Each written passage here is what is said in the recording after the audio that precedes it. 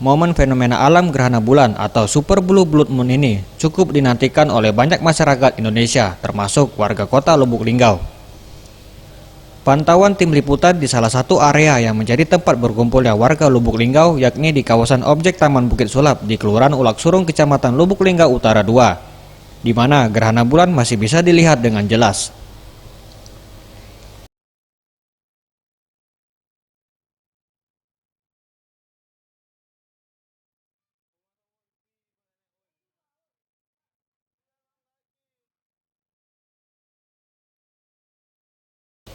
Terlihat warga yang menyaksikan dengan penuh kesabaran, baik anak-anak maupun orang tua, terus memantau proses kejadian gerhana yang memakan waktu lebih kurang 1 jam. Dimulai dengan penampakan bulan berwarna merah. Warga yang menyaksikan mengaku gerhana bulan yang terjadi di tahun 2018 ini sangat menakjubkan dan jarang terjadi sehingga sayang kalau terlewatkan.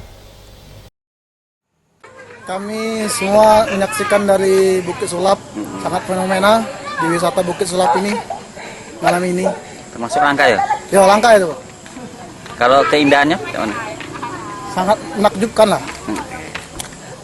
Jarang terjadi ya? Jarang gitu. Saya belum pernah. Gerhana bulan malam ini sangat menakjubkan. Kami menontonnya dari Bukit Sulap.